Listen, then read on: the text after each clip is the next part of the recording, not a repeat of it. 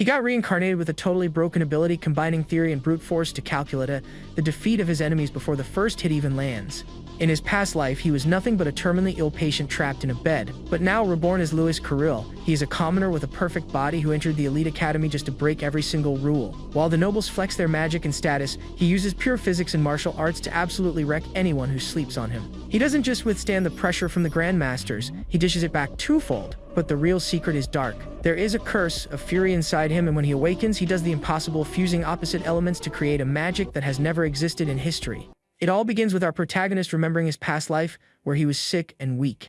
His biggest dream was to have a healthy body to become a martial artist, and it seems he got his wish. Now the young man is at the #1 academy in the Empire, and is amazed by how huge the place is. Alongside his new classmates, one of them challenges him to a fight to see his true power. During the battle, Louis shows he's clearly superior, telling his opponent he's way too weak. In this new life, he finally got the strong and healthy body he always dreamed of having. On top of that, he can combine theory and strength to calculate the outcome of any battle. With all these powers, the protagonist believes he will finally achieve his dreams. But he was very mistaken. His body is taken over by a strange energy, and the boy enters a state of uncontrollable rage. Someone then explains that all of this is happening because of a curse he carries. A desperate girl yells for Louis not to give in to this curse.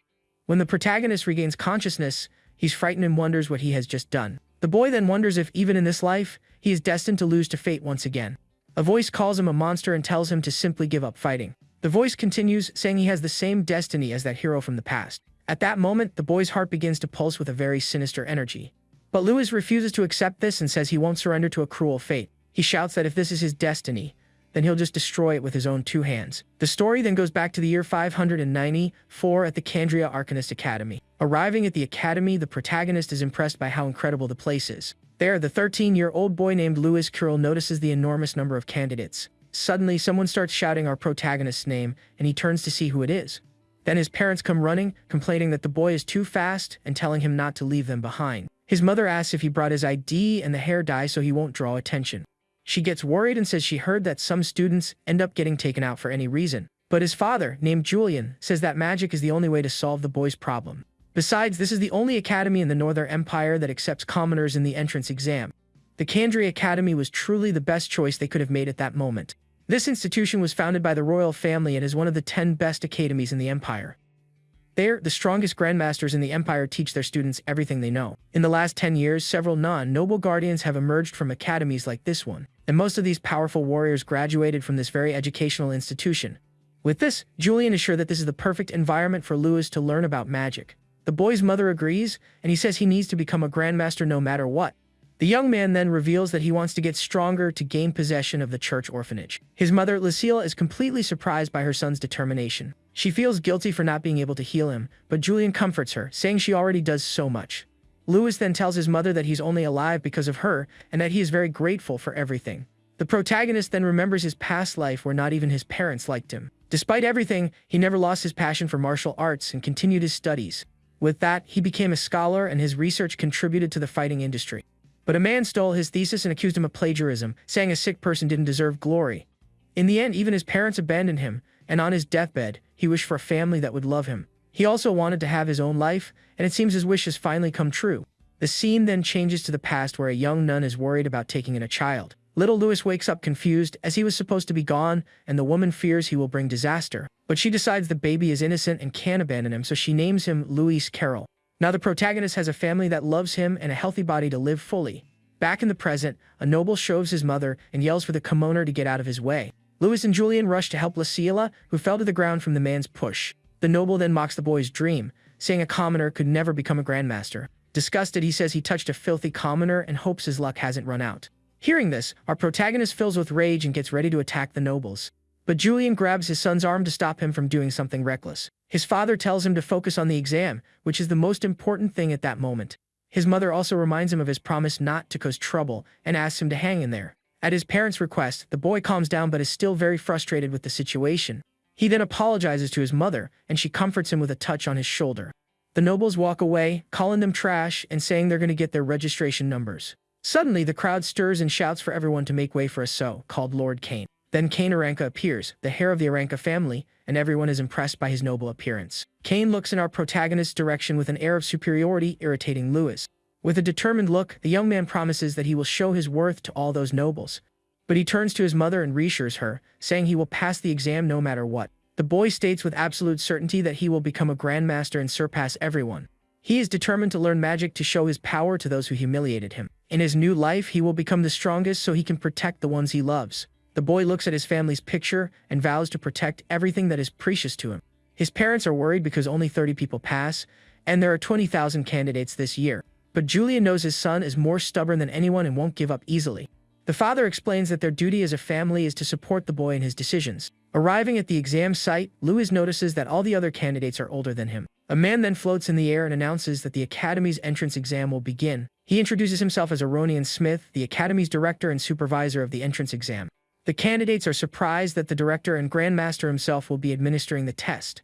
In this world, there are 6 classifications for martial artists and arcanists, starting with apprentice. The title of Grandmaster is the 3rd highest, and those who hold it belong to the privileged class. The director then points to a staircase and says that the first test is to climb it. He continues, explaining that those who pass this first phase will be placed behind the upperclassmen.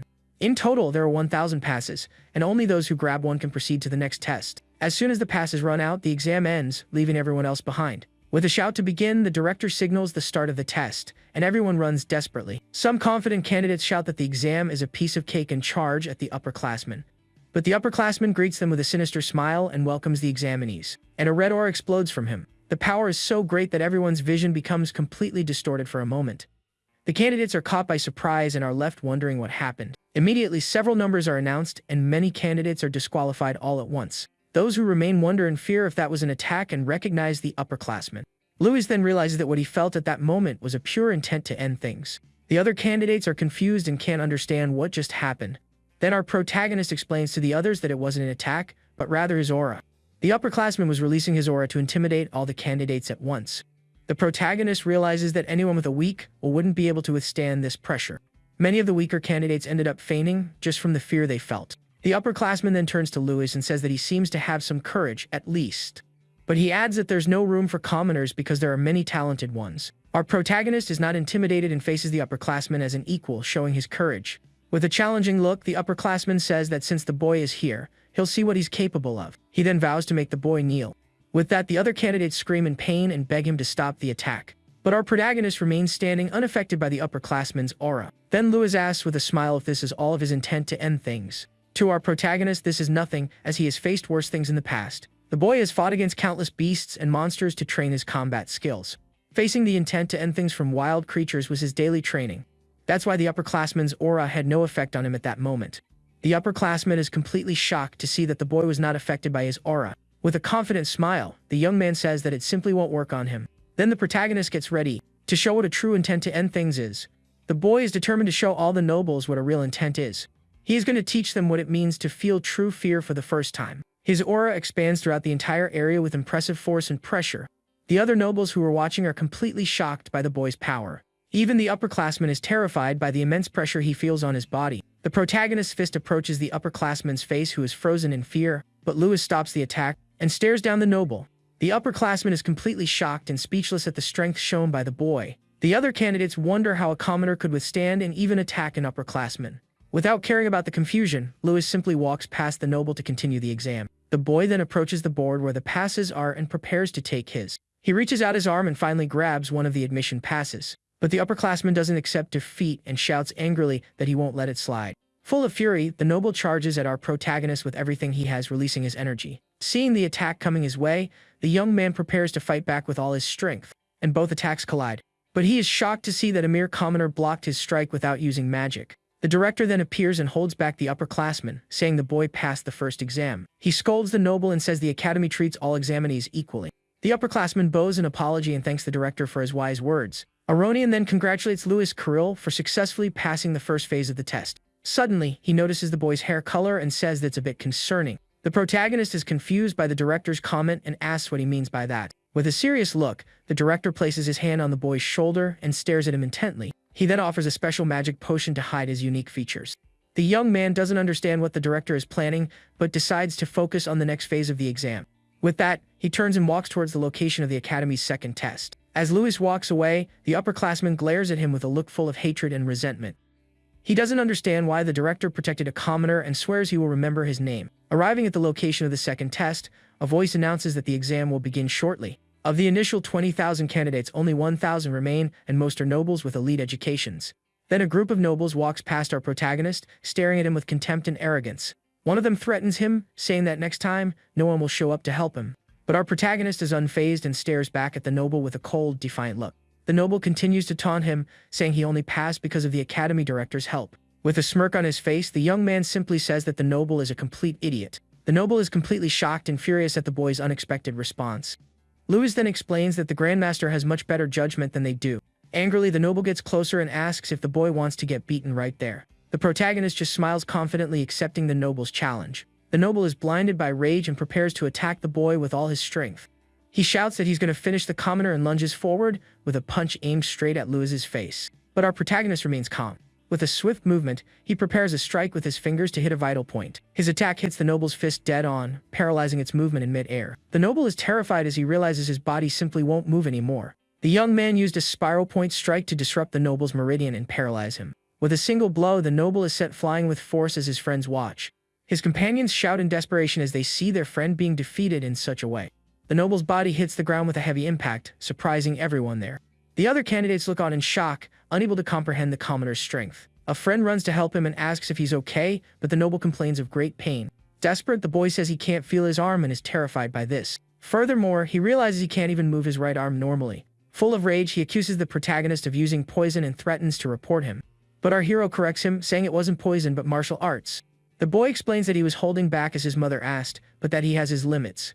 Then he says that only those prepared to take a punch can throw one at others. Suddenly, Kane grabs the protagonist's arm and reminds him that they are in the middle of an exam. Kane then asks if he is okay with the idea of being disqualified because of the fight.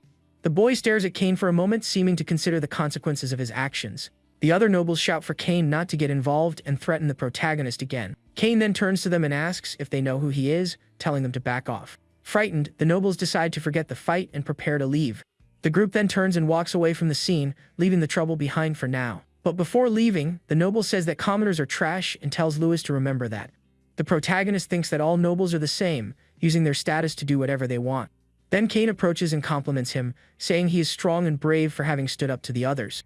With a smile, the blonde noble extends his hand and suggests they form a team for the test. Suddenly, a group of girls appears and asks if Lord Kane is looking for partners. At this, a crowd forms around him, with everyone begging to be chosen for his team.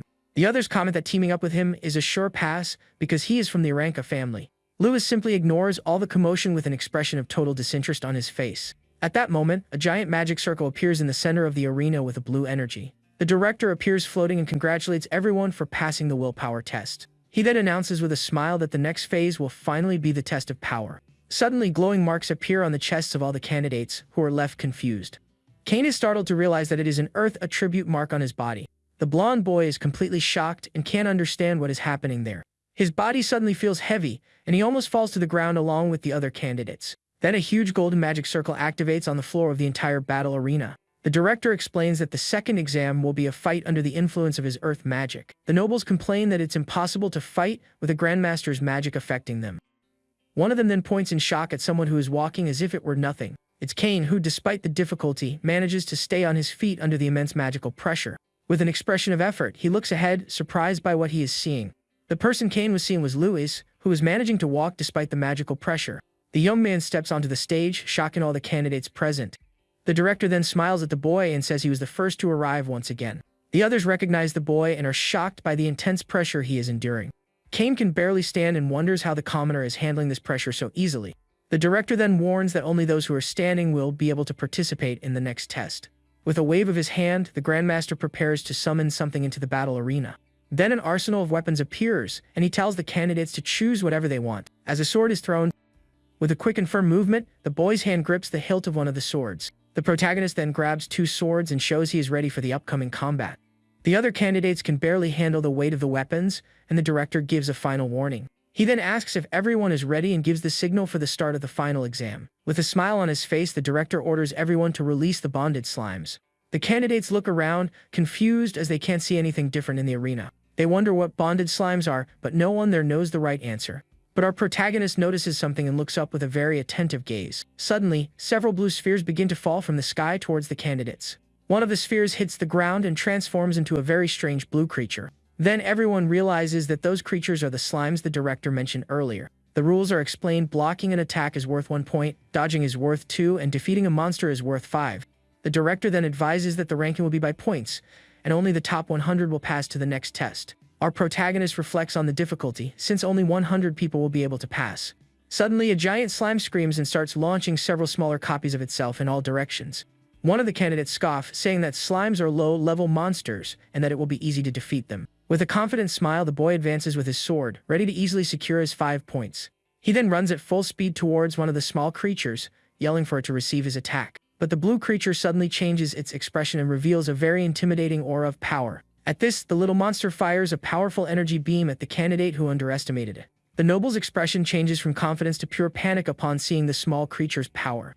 With no time to react, the slime's attack hits the boy's face dead-on, sending him flying. The other candidates are shocked to see what happened and realize the real danger of that test. Several slime attacks begin to fly across the arena, catching everyone else by surprise. The nobles are completely terrified by the unexpected power of those small blue creatures. One of the boys shouts for everyone to be careful as more and more slimes continue to fall from the sky. With that, the arena becomes a true battlefield with explosions and candidates flying everywhere. Chaos takes over the place, and many participants are quickly defeated by the slime's attacks. From above, the examiners begin to announce the scores of the candidates who managed to react to the attacks. One of the examiners comments to the director that this year's exam has nobles from famous families. She believes that because of this, a new record might be broken as the battle continues in the arena. An examiner comments that this year there are excellent commoners and remembers the boy the director helped. The director smiles and says the boy is interesting and might show something incredible. But the other examiner is concerned about what he is seeing in the battle arena. He points out that the young man hasn't moved a single step since the beginning of the test. A noble scoffs at the protagonist and says the slimes are too fast for a commoner. He continues, saying that a commoner is always a commoner and will soon be defeated. With that, a large sphere of energy is fired in our hero's direction. The attack approaches quickly, but the boy remains still, showing no reaction. With a calm look, the boy dodges the attack. With a minimal movement, he dodges the attack, leaving the other candidate shocked. The noble who provoked him can't believe it and wonders how he managed to dodge. But the attacks don't stop, and another sphere of energy flies across the battle arena. This sphere hits another participant head-on, throwing him far away with the impact. Our protagonist then gets a serious look and prepares for what's next. Suddenly, several slime attacks begin to rain down on the boy. The noble who provoked him smiles and says there's no way he can dodge so many attacks. The protagonist closes his eyes and concentrates to feel the movement of the attacks. Then he begins to remember one of his most rigorous training sessions from the past. In his memory, he is in a snowy field with his training partners. They are holding rocks and talking about how dangerous it would be if they were hit by them. But the young man tells them not to worry because he wants to test something new. Then his friends shout for him to be sure to dodge and throw the rocks with force. With that, a shower of rocks flies at high speed towards our protagonist. His eyes then glow with a blue energy, and he focuses completely on the attacks. He then reveals that in his past life, he managed to formulate a new hypothesis. The boy trained to transmit information quickly from the parietal lobe to the cerebellum. If he calculated the trajectories and reacted instantly, he could deal with any attack. Back in training, the boy begins to collect the data from all the rocks. With the data in mind, the next phase is to calculate the trajectory of each one. And the final phase is to simply dodge all the attacks with precise movements. His friends are completely shocked by the incredible skill he demonstrated.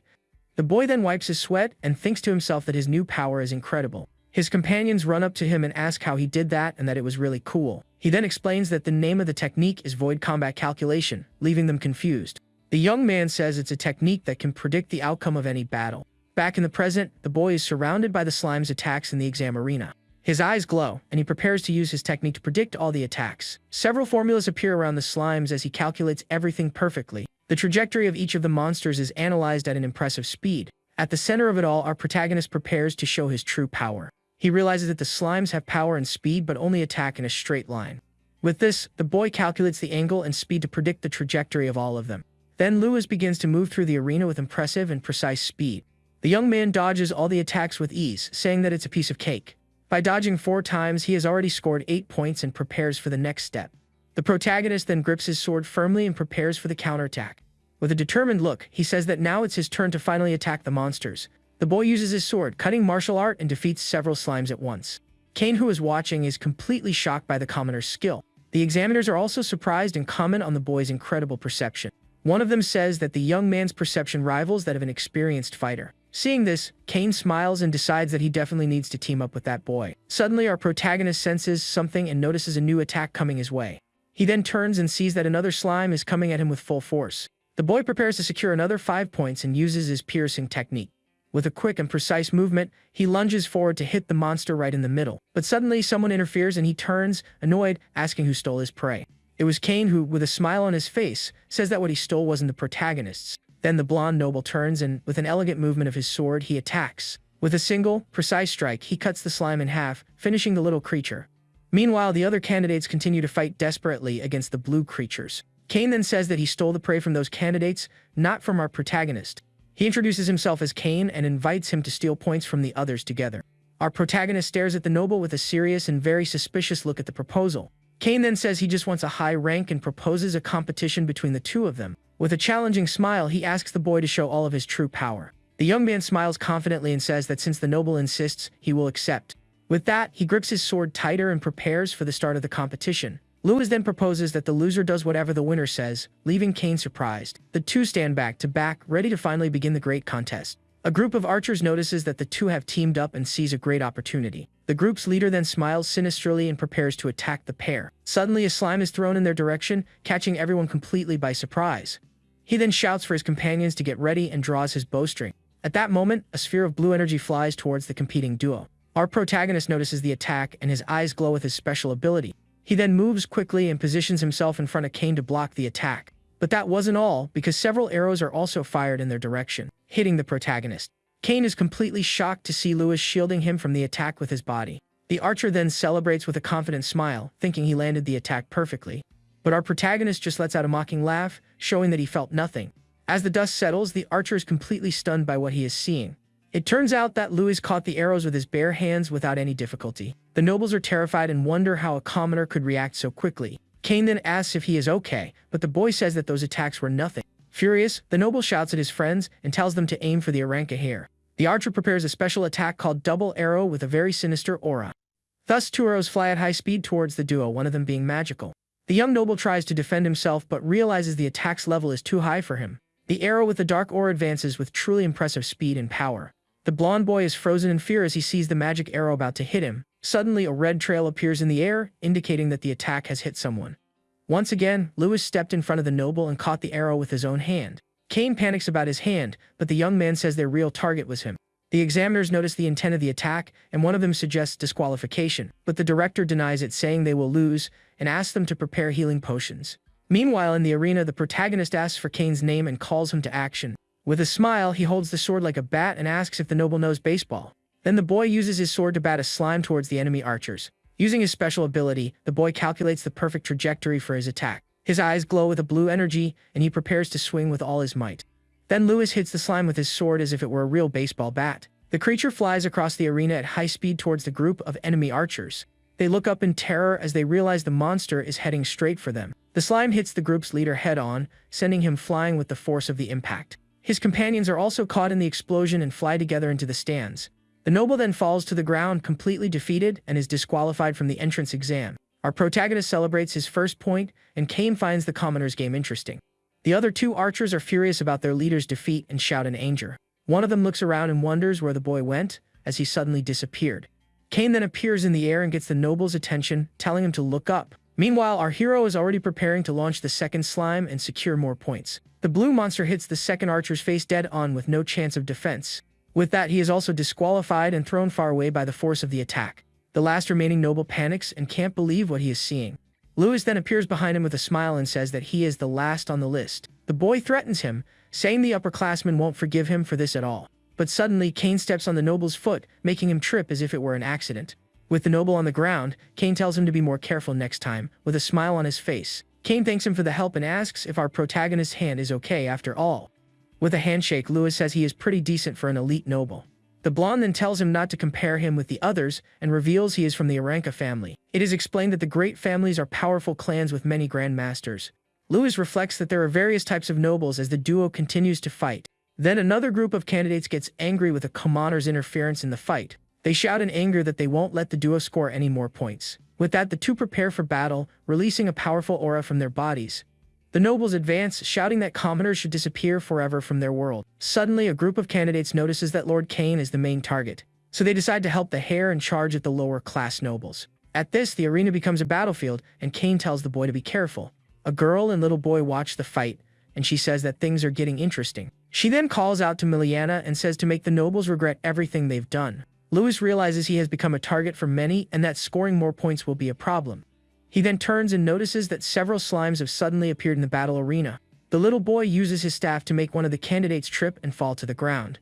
Meanwhile, Miliana uses her weapon to launch a powerful area attack on the others. Suddenly, a redhead with a giant hammer appears, having defeated several candidates on his own. With a smile on his face, he shouts that this is all great and a lot of fun. He says that hitting people is much more fun than fighting weak slimes. With a battle cry, the redhead spins his giant hammer with all his might in the arena. The boy then starts spinning faster and faster, ready to unleash a powerful attack. With his eyes glowing, he shouts for everyone to get out of his way as quickly as possible. He then unleashes an area attack that sends all the candidates flying with the impact. After the attack, the redhead stands still with his hammer on his shoulder, looking very victorious. With that, several candidates are left lying on the ground, completely defeated and out of combat. One of the examiners asks if they should stop, but the director says their energy is good. But another instructor is worried about so many nobles being disqualified in the same exam. The director says the academy has its rules and not to worry about public opinion. He then goes to the arena to signal the end of the exam for good. With that, the director announces that the second exam is finally over for everyone. He then says that the scores and rankings will be announced shortly for everyone. With the end of the exam, the earth magic dissipates, and one of the nobles falls to the ground exhausted. The examiners then bring healing potions to the candidates who were injured in the fight. Louis takes a potion and is impressed by the mysterious power it emanates. Kane then approaches and asks what's wrong with our protagonist, who is deep in thought. The noble tells him to relax and that he won't go easy on him even if he wins their bet. The director then announces that the results of the second exam will be revealed to everyone. He then summons a giant magic scroll and Kane asks what Louis's position was. The nobles mock our protagonist, but the list only showed up to 6th place. The director then announces that the top 5 have broken records, and Miliana Royce is in 5th. To the surprise of many, the hair Kane Aranko was only in 4th place in the test. In 3rd place is the red-haired girl named Faye Durhan, who seems very confident. Louis then wonders if he was disqualified for having attacked those other nobles. But the 2nd place is announced, and Louis Kirill appears with 887 points. Kane is completely shocked and asks who that boy is that he has never seen before. The blonde noble remembers that he is the commoner from before, and the young man says that's a secret. Kane accepts his defeat in the bet, and Louis says he will tell him what he wants after the exam. With that, the glorious 1st place winner is about to be announced to everyone. 1st place, with a record of 888 points, is Neil Gunn. The redhead smiles and says there are interesting people around and not to disappoint him.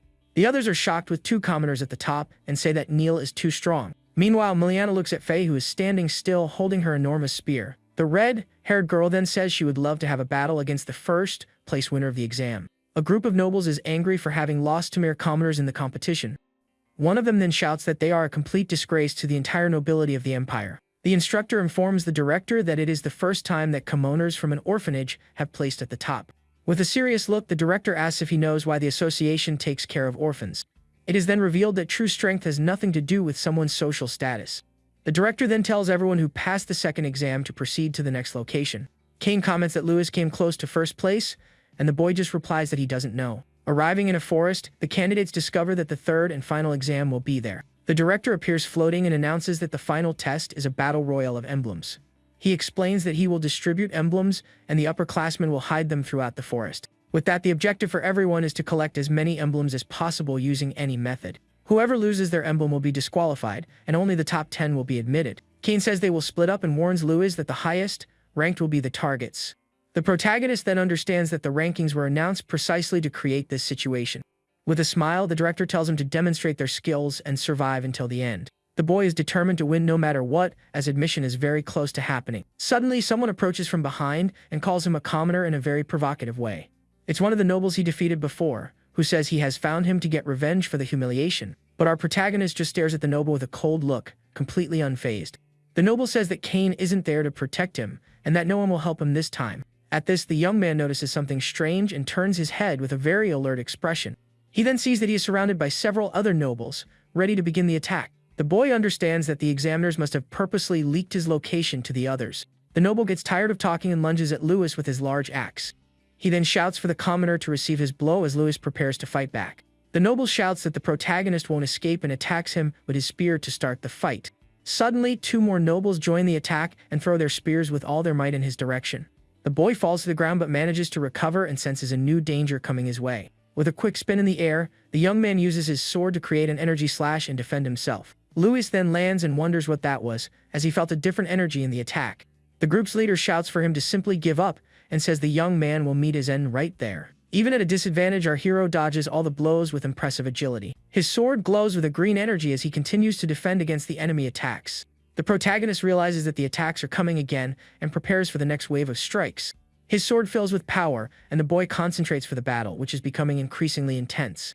One of the nobles then shouts for him to receive his attack and advances with a powerful strike from his weapon. The weapon transforms into a wind arrow, and the noble wonders how a commoner will deal with magic. But Louis dodges once again, and the noble gets angry that he keeps escaping the attacks. The boy then realizes he can't calculate magical trajectories as he does with normal attacks. With a determined look, he decides that if that's the case, he'll need to change his strategy.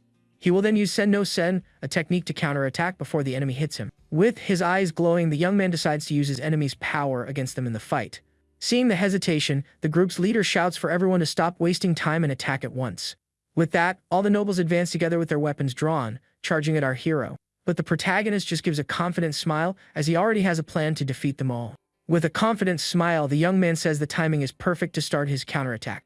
The noble with the axe celebrates, thinking he has managed to corner our protagonist in the fight. He then brings his axe down with full force, but the boy dodges the blow with a quick and precise movement. Using his sword, the young man blocks the axe and prepares to use the enemy's force to his advantage. The noble is shocked to feel his weapon being thrown aside with impressive force. With that, the axe hits another noble who is attacking from behind Louis in the battle. At this, one of them screams in pain as he is hit in the eyes by one of the spears that flew during the confusion. From a treetop, another noble launches a powerful green energy attack in his direction. But in the blink of an eye, our protagonist appears right behind him, to the attacker's surprise. The boy then uses him as a shield, and the magic arrow hits him head-on, causing great damage. The noble falls to the ground, defeated and furious, while the young man picks up his spear to continue the fight. With the new weapon in hand, the protagonist prepares to show off his skills with the spear. He then throws the weapon with absurd force towards another enemy. The attack hits a tree head-on, and the explosion sends the noble who is there flying far away. The boy then starts moving at high speed and defeats the remaining nobles with ease. After defeating them all, the nobles' emblems fly into the sky as a reward for the victory. With a quick movement, our protagonist catches the emblems in the air and holds them firmly. He then turns to the defeated and says he will take their emblems as a prize for the fight. Suddenly, a stronger noble appears and shouts not to think too much and to attack with full magic. But to everyone's surprise, Cain appears there and asks if the noble was talking to him by any chance. Leaving Louis surprised by the scene, Cain then says it's a shame, but the noble won't be able to use magic anymore in that exam. Shocked, the man asks why Cain is there since his friends were supposed to be holding him back. The blonde then says he made them tell him the whole plan and that they underestimated the Aranka family. Full of rage, the noble shouts that he doesn't care and that he will finish both of them anyway. But before he could do anything, a crossbow bolt hits him right in the chest. The protagonist then turns to Cain and thanks him for being safe there with him. Cain says they were just low-level nobles and offers the emblems to our hero. He asks if the boy wants help, but Louis says no and that he solves his own problems. Suddenly, a girl appears, clapping her hands, and says this is the guy she finally acknowledges. The redhead then approaches and, with a serious look, challenges our protagonist to a fight. Cain then explains that she is Faye Durahan, the powerful daughter of one of the Empire's grandmasters. The young man asks if she is his friend, but the noble denies it and says that girl is not his friend. He admits that he has fought her before but let his guard down, so Louis says he lost the fight. The girl gets annoyed, and Cain says it's better to ignore her so they can go collect more emblems. Hearing this, she calls them cowards and asks if they are running away because they can't win. With that, Louis accepts the challenge and says he wanted to see how an heir of a great family fights. The redhead then smiles and says that to be fair, she will fight without using any magic. Then Faye lunges forward with a jump and prepares her special attack called Crushing Holy Spear. Our protagonist's eyes glow with a blue energy as he prepares for combat. The boy manages to block the powerful attack from Faye's spear with a precise and quick movement. The girl is surprised and with a smile on her face, compliments her opponent's incredible skill. Our protagonist also compliments her, saying she is very good and grips the weapon firmly. Faye wastes no time and spins her spear with speed. At the same time, the protagonist lets go of the spear so as not to be cut. With a shout, the redhead tells them to continue the fight and advances with another powerful attack. She then leaps into the air and prepares to use her Holy Spear technique once again. The attack hits the ground and causes a huge explosion, but the boy manages to dodge in time. From a distance, two examiners observe the explosion and comment on the intensity of the battle. One of them says that her speed and power are perfect, as expected from a fighting genius. But the other says the commoner is impressive and wonders how long he will last. At that moment, the director appears floating and asks who they think will win the contest. The director then says he likes the boy but that he can't beat Faye, leaving the other confused. He explains with a serious look that a battle is a clash of body and will between fighters. In the arena, the protagonist faces the dust kicked up by the explosion and prepares for the next move. Faye doesn't give up and advances with a sequence of attacks called Swift Holy Spear with all her might. The boy uses his calculation ability to predict the multiple trajectories of her attack. The girl gets frustrated upon realizing that he is managing to defend against all of her strikes. Suddenly, the protagonist finds an opening. The girl's left hand is a weak point. The young man uses his sword to defend against the redhead's attack, who is surprised by his strength. With a firm movement, Lewis manages to deflect the girl's spear to the side with his hand. Faye gets annoyed with the boy's resistance and tries to push him with all her strength. But our boy jumps behind the girl and lands without difficulty. The Harris says that not even the young master Aranka managed to dodge all of her blows. But our protagonist says it's not that hard if you watch very carefully. Annoyed, Faye asks how he will deal with her next attack, and her spear begins to glow. With that, she leaps at high speed. Then the redhead uses her Crescent Fall Holy Spear to attack with full force from above. The boy analyzes the technique and realizes that spears have various attack and defense movements. Combined with the weapon's reach, he understands that the girl's technique is quite problematic. But he also realizes that at the same time, there are several fatal weaknesses in this fighting style. The warrior begins to spin her spear even faster. Our hero then says that one of her vulnerabilities is in close quarters combat. His eyes glow with lightning, and he says that if he times it right, he can get close to her. With that, he decides to counterattack and uses his swordsmanship technique called Sword Dance. But the girl senses his intention and says with a smile that she knows exactly what he's planning. She then shouts that it won't work on her and prepares a quick counterattack. With a footwork movement, the redhead spins her body and prepares for the next attack. The warrior then spins her spear at high speed. Our protagonist is completely shocked by the force and skill of her technique in the fight. The redhead then shouts that her family's holy spear has no weaknesses and tells Lewis to get ready. With that, the spear tornado heads towards the boy, who prepares to defend himself. The examiners praise her talent, as her father only learned this technique at 16. But our hero says it's a shame and prepares to use one of his sword techniques. He then uses his sword to protect himself from the blow. The boy reveals that the spear's other weakness is the high stamina consumption for the user. If he continues to defend with precision, an opening will surely appear in the battle. The girl continues her relentless attack, not realizing what the protagonist was planning. Suddenly, the young man's eyes glow with energy, and he sees the opening he was waiting for. With a shout, he leaps into the air and comes down with his sword to strike the girl head on. But to his surprise, the tip of his sword simply breaks. The piece of the blade falls to the ground, rendering our protagonist's weapon useless at that moment. Lewis is stunned by what happened and can't believe his bad luck in the fight. Faye also seems surprised by the unexpected outcome of their confrontation. She then compliments him and says that if the sword hadn't broken, he would have managed to counterattack. The boy confirms this and says it seems his luck is terrible for that to have happened. The girl asks if he held back, and he says it's a habit to observe before fighting. With a smile, Lewis says that now he will finally fight her seriously in the battle. The redhead points out that the boy's weapon is gone, but he doesn't seem to care. With a movement of his hand, the young man prepares to show his true skill. He then reveals that he is actually much better with his fists and assumes a fighting stance. Faye watches him carefully and thinks that he has no openings in his combat posture. The white-haired boy remains calm and focused, waiting for his opponent's next move. Suddenly, she finds an opportunity and shouts that now is the time to attack with everything she has.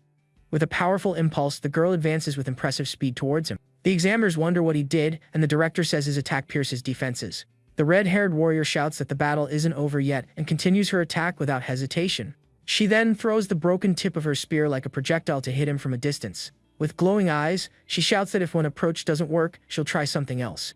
Upon landing, the girl prepares to use an area attack with the rest of her spear. Louis looks up, surprised by his opponent's new strategy in the final battle. Then the redhead creates several copies of herself, and they all advance to attack at the same time. The copies glow with a red energy and rush to surround the commoner from all sides. With that, all attacks concentrate on a single point to defeat him once and for all. But our protagonist just gives a slight smile, showing that he isn't the least bit worried. He then shouts, "So what?" and releases several energy hands to defend against the attack. One of the phantom hands catches the tip of the girl's spear, stopping the blow in mid-air. With a firm grip, the energy hand manages to completely stop the warrior's attack. With that, a large energy explosion occurs, and the astral hands block all the attacks. The red-haired girl is completely shocked and shouts, not understanding what just happened. The director then explains that the boy seems to be stopping the spear's rotation with a special technique. He says he has never seen anything like it, and that a commoner stopping the Durhan technique is incredible. With his eyes glowing, Lewis uses his energy hands to push the girl away. The young man then releases a shockwave that throws the Harris back with great force. Faye plants her spear in the ground to stop, raising a huge cloud of dust with the impact. Annoyed with the situation, the girl curses and can't believe she was outmatched in that way. She then gets up and asks what kind of strange technique he used in the fight. Our hero explains that it's a type of parry from martial arts to cancel the force of the blow. The raid head is completely confused by the explanation and doesn't understand anything about the technique. Lewis then tells her to just think of it as a technique and advances for the final attack. Surprised by his speed, the Harris barely has time to react to the boy's movement. With incredible speed, the protagonist runs towards the girl to end the fight. His feet move so fast that he seems to glide across the ground. The young man creates several images of himself, confusing the warrior with his movement. Faye then swings her spear in a wide arc to try to hit all the copies at once. But our protagonist dodges her attack with ease, creating more and more false images. Kane, who is watching, is shocked and wonders if it's an optical illusion. He then says the boy's movement is like a butterfly's and is impressed. The redhead shouts in frustration, because even with him right in front of her, she can't hit him. It is explained that this is an elegant technique from a legendary boxer called the butterfly step. With this light and difficult-to-rhythm movement, our hero can dodge anything. The boy says this technique is perfect for the situation and gets closer for the final attack. With a precise punch, Lewis hits the girl dead on and sends her flying with the blow. The impact of the punch is so strong that the warrior is thrown with impressive force. Kane is completely speechless and says it's unbelievable that he defeated Faye. The director is also shocked by the result and says that it was quite unexpected. He comments that few can beat Faye without magic and the commoner might be a combat genius. Our protagonist stands victorious while the girl is lying on the ground, defeated. But she gets up and says it's not over yet, introducing herself as Faye of the Durahan family. Lewis just stares at his opponent with a calm expression, preparing to continue the fight. The young man thinks that because she is from a great family, she can't lose so easily. The redhead then advances with a powerful kick, and a red aura envelopes her entire body. The protagonist realizes that she has abandoned the spear and will use martial arts based on it.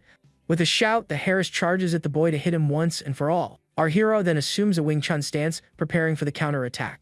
With the Paxo technique, the young man prepares to deflect the girl's attack with his hands. The warrior then shouts the name of her attack, Crushing Fist, and advances with a powerful punch. The two then clash in a final confrontation, and a great wave of energy spreads out. The protagonist feels the impact of the blow and compares it to the power of a 1-inch punch. He compliments her technique, and the redhead says her family isn't just about battle spears. With that, the girl shouts the name of her attack and launches several energy fists at once. Lewis smiles and accepts the challenge, preparing to use his boxing martial arts. Then the two clash once more.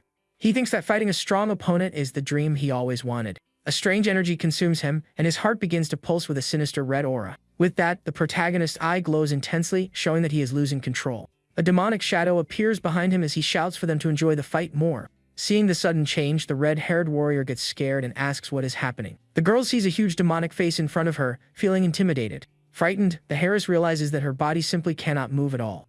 Without mercy, the boy strikes his opponent's face, throwing her with force, sending the girl flying far away. Seeing the scene, the director is completely shocked and wonders what that was just now. The two are thrown far away by the force of the impact, surprising everyone watching. The girl then falls to the ground hard and ends up hitting a tree with the recoil of the blow. From afar, Kane and another student watch the scene, worried about the young warrior's condition.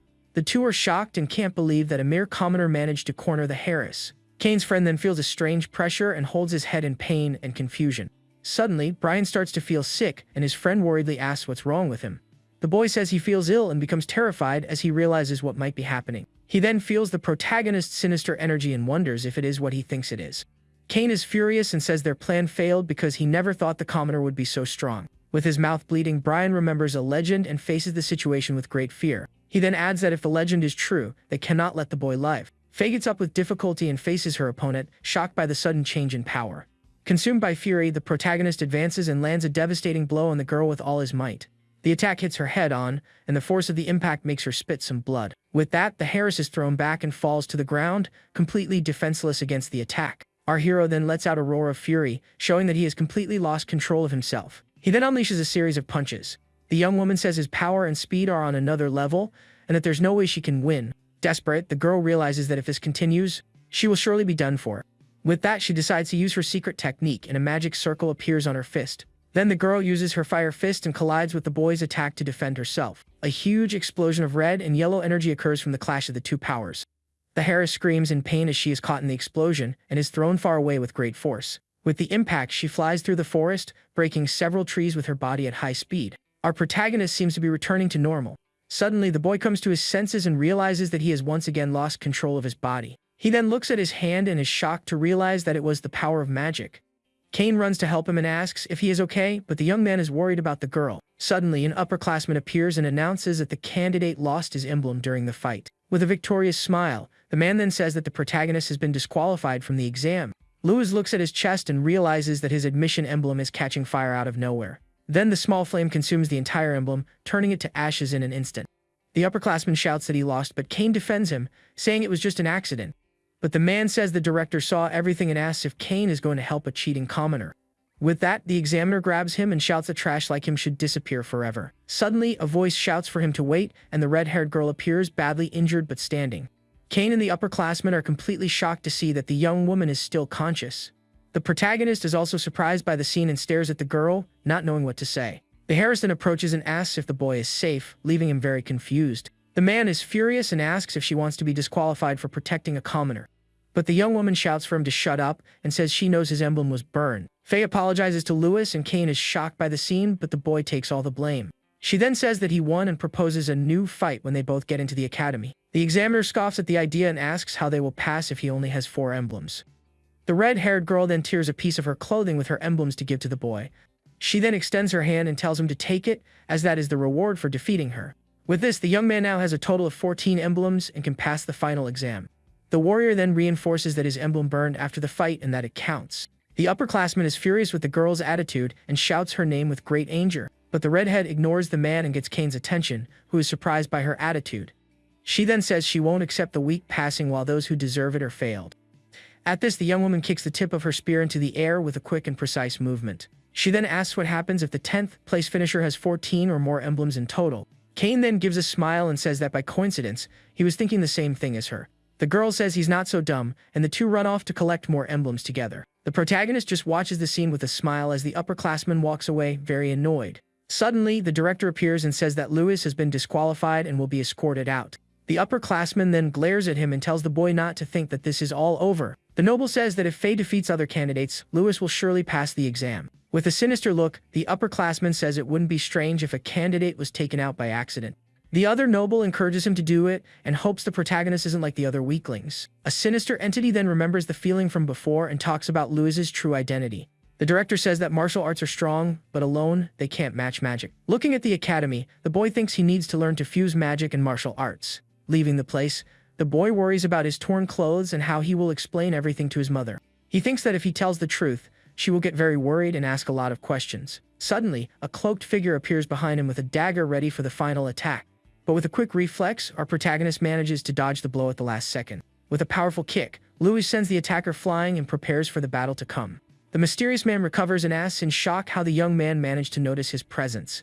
The protagonist then says that the smell of blood he exudes was impossible not to notice. At this, 2 more men appear, and the leader mocks the boy for being so relaxed near his end. Seeing that he is surrounded, the young man realizes that his opponents are very skilled and that he will have to fight seriously. He then notices that one of them seems much more dangerous than the others and prepares for the worst. Suddenly, the group's leader advances with a spinning kick and shouts for the boy not to look away. With a malicious smile, the man says the protagonist's head will fly with his next blow. But our hero's eyes glow with a blue energy, and he activates his special ability. With that, he creates several images of himself and dodges the enemy's attack with ease. Using his dagger, the boy blocks the blow.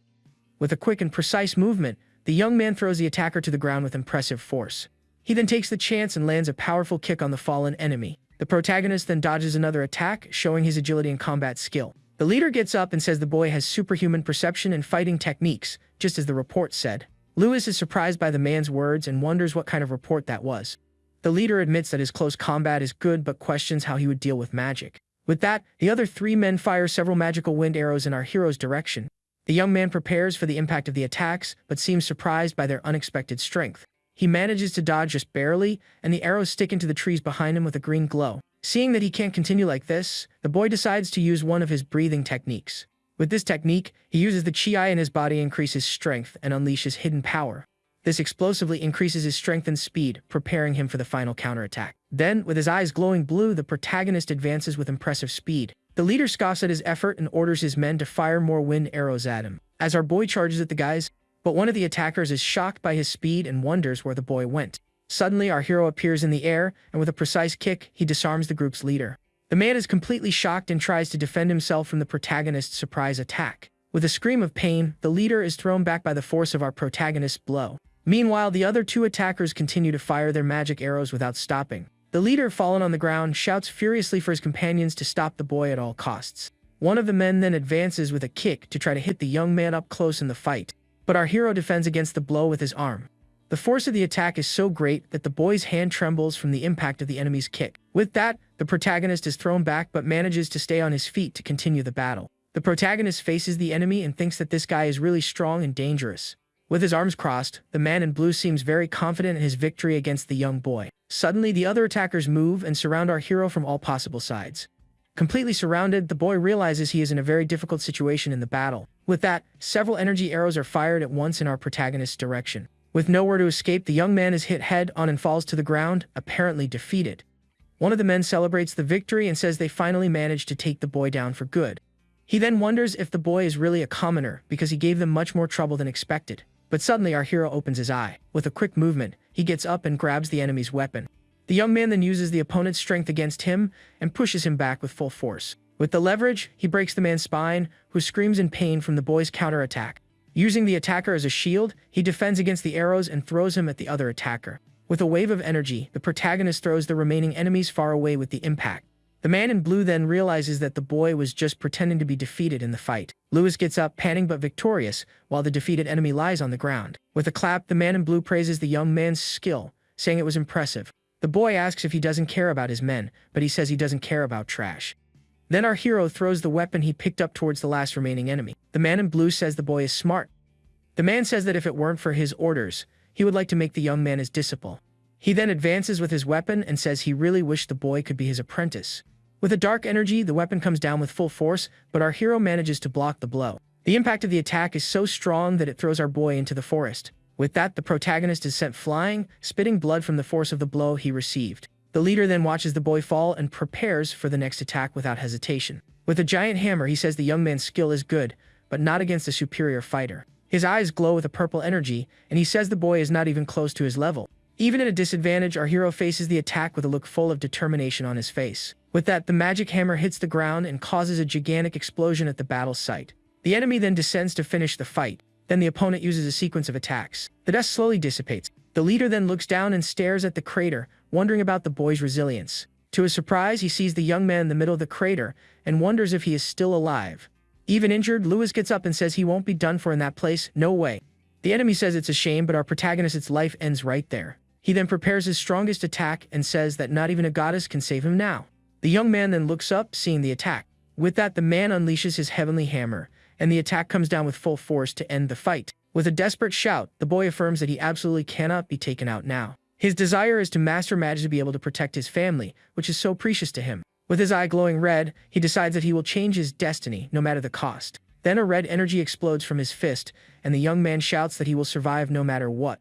With that, the boy's red energy collides with the mysterious attacker's dark hammer. The attacker is completely shocked and wonders what that strange and powerful energy is. At this, a huge energy explosion occurs, destroying everything around the two fighters. The force of the explosion increases, and a giant fireball forms in the middle of the dark forest. After the dust settles, our protagonist falls to the ground, coughing and badly injured from the blow. The man in blue finds it strange, as his hammer is smoking after the clash of powers. He then admits that for the first time, it seems like he is fighting an equal opponent. With that, the attacker finally understands why that person is after our hero. Full of rage, the man raises his hammer and shouts for the monster to finally be gone for good. But suddenly, a voice shouts that it's enough, and an energy tornado hits him head-on with full force. With the force of the attack, the man in blue is thrown far away, his body spinning in the air. The tornado starts to follow the guy. Completely surprised, the attacker faces the energy and wonders what all that power is, hitting him head-on. And the man screams in pain from the attack. Lying on the ground, our protagonist also observes the scene and wonders what is happening. Suddenly, a figure appears. Our protagonist recognizes the man and is shocked to see the Academy's director there.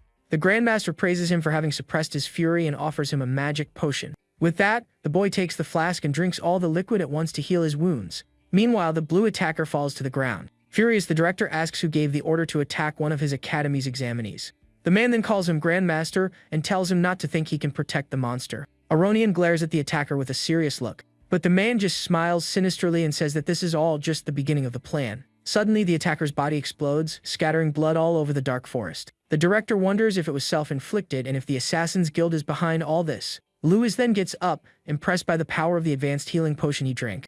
A green energy surrounds him, and he realizes that even his broken bones are now healed. The boy then asks if the director wasn't just passing by coincidence. With a serious look, the young man asks why the Grandmaster is always saving him from everything. Aronian then says he will discuss this matter at the protagonist's house, leaving him confused. Suddenly, the boy despairs as he realizes it's very late and his mother is worried. With that, he starts running at high speed, shouting that this is very bad for him. The director then calls for Kylie and summons a dark creature to take care of the cleanup.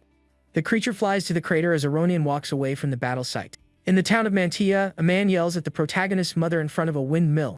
The aggressor accuses her of mocking the Lord, and she says she was just waiting for the children to arrive. Then another man grabs her wrist with a sinister look, saying she needs a punishment. But before he can do anything, our protagonist appears and lands a punch right in his face. With a powerful kick, Louis throws the man to the ground, who screams in pain from the impact of the blow. The boy's mother is shocked to see him and says he has finally come home after the exam. The woman is completely stunned by the scene and covers her mouth with her hands in disbelief. The young man then runs to help her and worriedly asks if she is okay with all that. She touches his face and notices that his clothes are torn and that he is all bruised. The boy calms her down and says he is fine and that he just got a little hurt during the academy exam.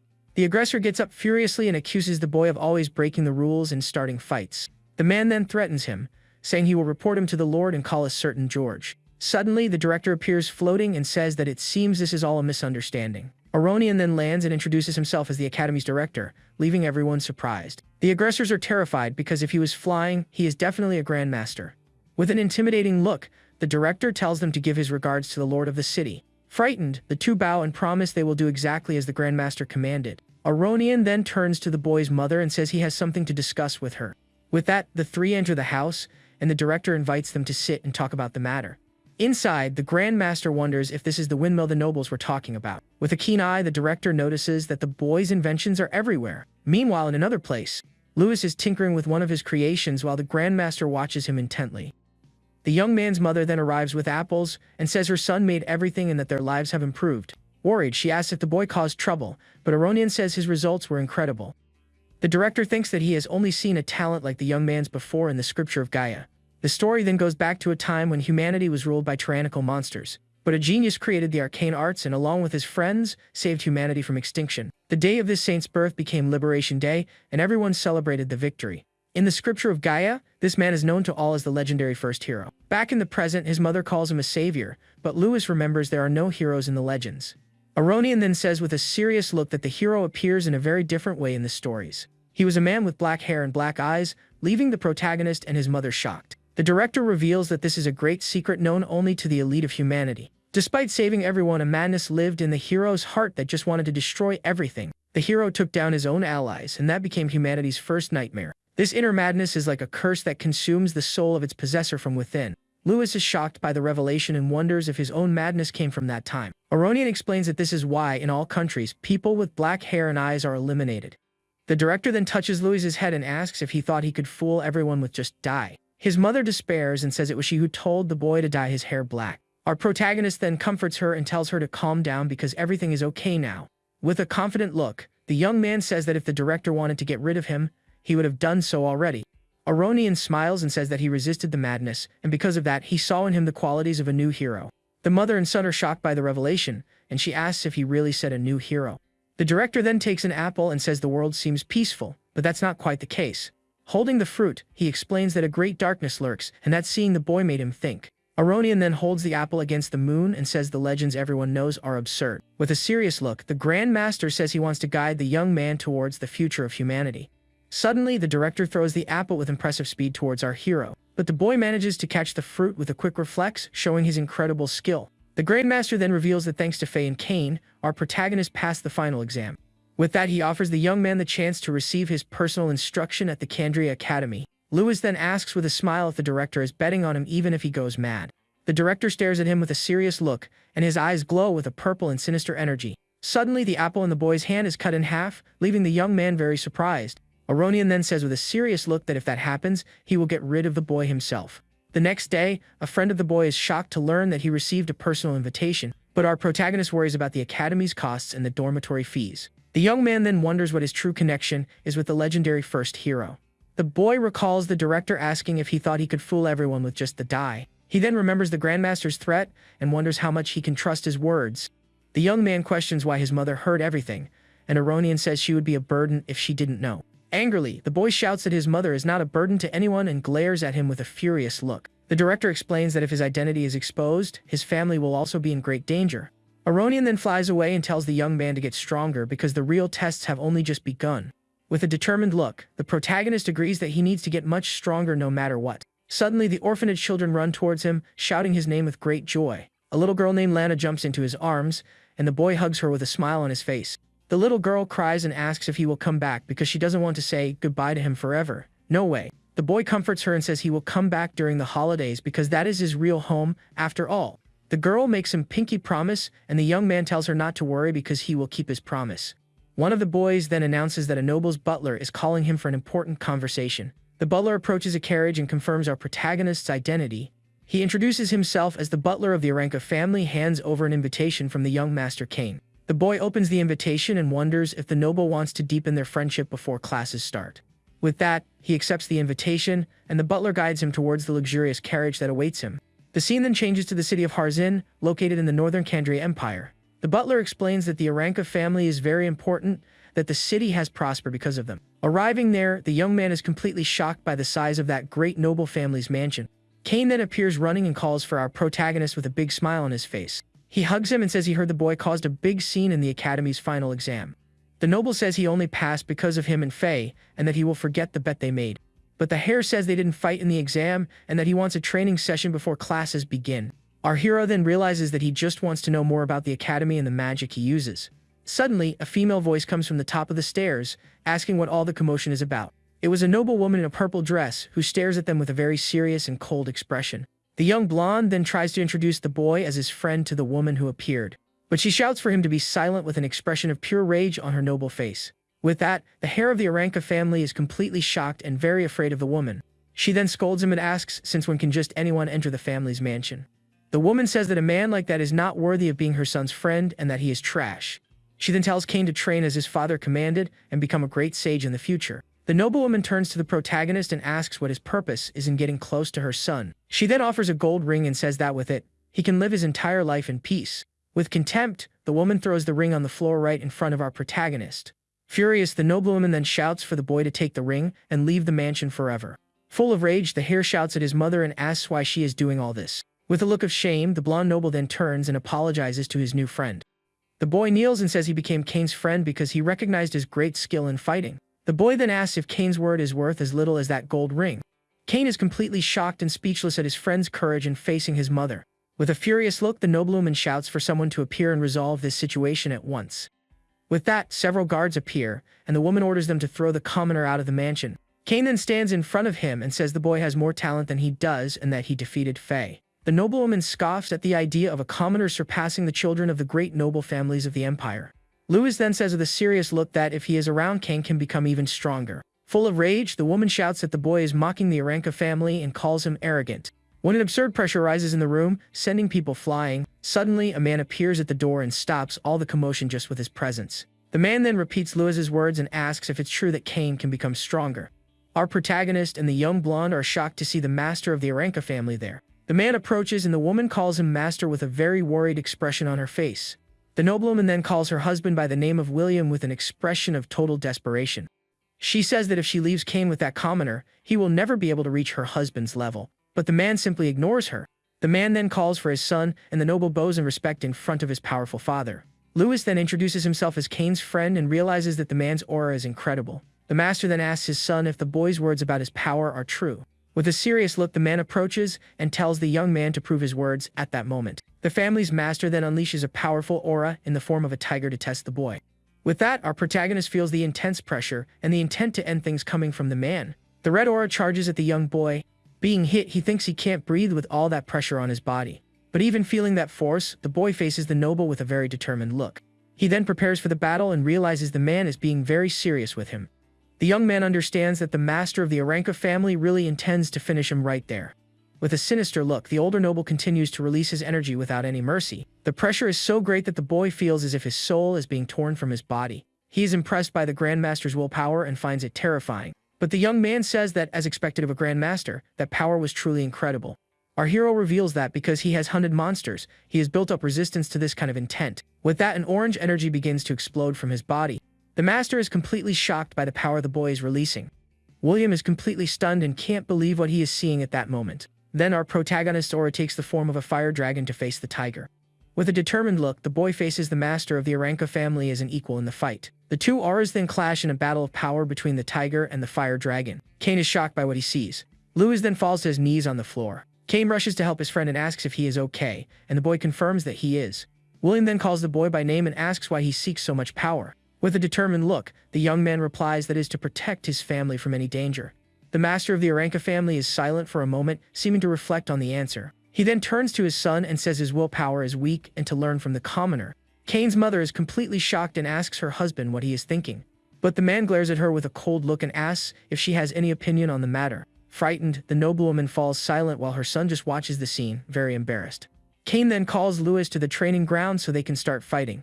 Arriving there, the hero apologizes on behalf of his parents for what happened earlier. But the protagonist says it's okay and that his father was a bit too extreme. The young blonde explains that his father is fair and that Lewis is more suitable to be the heir. With a smile, the boy understands that the master only tested his ability for his son's sake. Kane then gets confused by the word love and seems not to understand what his friend means. The heir then remembers that since he was little, he barely left the house and only trained all the time. His only childhood memories are of eating, sleeping, and training to become stronger and stronger. His father's wish was for him to become a great sage like his grandfather was in the past. Without understanding why, he kept swinging his sword just to have his father's recognition. To the young noble, that house was like a prison, and he even needed permission to breathe. Despite the praises, his status and talent were like chains that bound him ever tighter. The heir explains that the more they confine him, the more he desires to know the world outside. His biggest dream is to be able to sing freely like a bard and be the master of his own life. He wants to be like a bird flying across the entire continent without any worries. But the boy says that unfortunately, this is a world where only strength truly matters. With a serious look, our protagonist just listens to his new noble friends venting. Kane then explains that it's not that he wants to be strong, but swinging his sword is his only way. For the heir, that is the only way to break the chains that bind him. He reveals that his father graduated from the academy, so he will go there and get stronger too. The young blonde shouts that all he wants is permission to live his life freely. With a determined smile, the noble tells Lewis that he is counting on his help for that. Our protagonist accepts the challenge and prepares for training with his new friend. With that, the two finally begin to train together on the Aranka family's battlefield. From a distance, the family's master asks his servant about the investigation's results. The man says the boy is not ordinary and that he used combat techniques no one has ever seen. Furthermore, he not only broke records but also defeated Faye even when she used magic. The servant adds that he is protected by Aronian, who fought assassins to save him. With a serious look, William says the boy seems to be a big troublemaker. The servant then asks why he allowed contact between a guy like that and the young master. The older noble explains that people like that attract danger and that overcoming challenges makes people grow. Meanwhile, on the battlefield, Lewis dodges a kick from Kane, showing his superiority. William then thinks that maybe that boy can really make his son stronger. With that, the heir shouts for the boy to receive his technique and unleashes a powerful wind attack. Our protagonist then smiles and tells him to bring it on because he is ready for the fight. The family's master admits that it seems his son has a better eye for people than he does. The noble then uses his arcane technique called Wind Rush and charges forward with all his might. With his eyes glowing blue, the boy analyzes Kane's attack to predict his movements. Kane is completely shocked to see his opponent's fist. With a quick movement, the young man manages to block the noble's sword using his own hand. He then says that accelerating with magic is good, but Kane's movements are too linear. Kane then smiles and says he now understands why not even Faye could beat him in the exam. Our hero asks if there is something on his face because Kane is staring at him in a very strange way. The heir then asks if he has ever felt anything different about his own fighting style. He is confused because his techniques are secret arts that his father and grandfather mastered to become strong. Our protagonist then says that what he means is that there is another path for the noble. The young blonde is shocked by the idea of a path different from his father's and grandfather's. With that, the boy picks up one of the swords from the weapon arsenal to show what he means. He then calls for Kane and asks if the young noble doesn't want to surprise his own father. From afar, the master of the Aranka family watches the scene, very curious about what will happen. The older noble continues to watch the two boys with a very attentive and thoughtful look. With that, the two young men jump into the air and begin a new training session, to William's surprise. Our hero explains that in martial arts, speed is an absolute and powerful weapon. He continues, saying that speed isn't just about moving fast but also about reacting and deciding fast. Kane has an impressive natural speed that complements his supportive wind magic. Lewis says that piercing techniques are difficult, and his grandfather having mastered them means nothing. He suggests that his father stopped at the Grandmaster level precisely because of this difficulty. To maximize his talent, the boy says he needs to switch to a specialized combat style. With a confident smile, the young man asks if the noble is prepared for this style change. Kane tells him not to compare him with other nobles, and that he will do anything to be free at last. Lewis praises the response and says the key to fighting is to keep moving and retreat when necessary. With a determined look, the duo prepares to show William their new skill. Using his wind magic, Kane shouts to accelerate, and the two advance with all their might for the attack. The two move at high speed, leaving the master and his servant impressed with the scene. The servant then shouts worriedly for the master, who watches everything with a very calm expression. With that, the two young men attack the master of the Aranca family with their daggers drawn. Master William remains still as the two boys move at high speed around him. Lewis explains that daggers are the fastest and most maneuverable weapons that exist in combat. The goal is to push their advantages to the absolute limit to overcome any opponent. With that, he combines the daggers with his butterfly step technique for a perfect attack.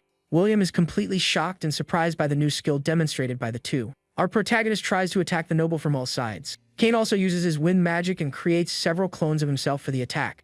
With that, the duo attacks the master from all sides in an impressive aerial assault. The hare then realizes that his body and dagger feel lighter than ever before. With this new sensation, the young noble feels like a bird flying freely through the sky. He loves the fusion of daggers with his combat techniques and the wind magic he uses. Gripping the dagger firmly, the boy prepares for the next move in the fight. Seeing his son's new skill, the master of the Aranca family is surprised by the scene. William faces the situation with a shocked look and can't believe what he is seeing. Kane then shouts to his father that this is his true path in martial arts. The master just lets out a grunt and a dark energy begins to emanate from his body. He then unleashes a powerful shockwave that sends the two young men flying with force. Full of rage, William asks if his son abandoned the clan's techniques to prove something. The two boys are thrown back but manage to recover in mid-air to counterattack. Our protagonist then shouts for Kane to accelerate, and the two join hands for the strike. With that, Kane uses his wind magic and speeds them both up with Lewis on his back in the air. The duo then advances once more. The two continue the attack and surround the master with a tornado of green energy slashes. The master turns quickly, but William stops the attack with one hand and asks with disdain if that's all they have. He reaches out to grab Kane's dagger. The hare then advances with his new speed. With a furious look, the noble faces his own son's attack with contempt. William then shouts that his son is a coward for using this new fighting style. Then Kane remembers that retreating is not weakness and that a pulled back fist prepares the blow. With that, the blonde noble understands that the retreat connects to the next attack he will use. The hare then uses his wind magic and creates a tornado to attack his father with full force. The duo advances at high speed with their daggers drawn to show their new skill. The master of the Aranca family is surprised to see the two young boys' new technique. With a battle cry, the two jump into the air to attack the Grandmaster with a combined strike. Lewis then explains that there is a baseball technique called a changeup, and Kane is confused. With a confident smile, the boy prepares to teach the new move. The protagonist then shouts for Kane to receive his attack so that he can understand the technique. The hare prepares and manages to block his friend's blow with a very quick movement. With that, the two begin to train the new technique to improve their combat skills. Lewis explains that it's a technique to deceive opponents by using variations in speed. He adds that casual movements become feints if used to delay a reaction. With this, they can overwhelm the enemy, maximizing the dagger's force with speed. The family master is completely confused by the duo's fast and unpredictable movements. Kane then advances and uses the new technique to attack his father, who is surprised by the blow. But William says that such a slow attack has no meaning and stares at him with contempt. But the hare's attack is actually a feint to deceive the master of the Aranca family. With a surprised look, the older noble finally realizes the true intention of the strike. The attack then passes by him without causing any damage while the young blonde remains in the air. William faces his son and seems impressed with the new skill he demonstrated. With a confident smile, the duo prepares to finally initiate the real combined attack.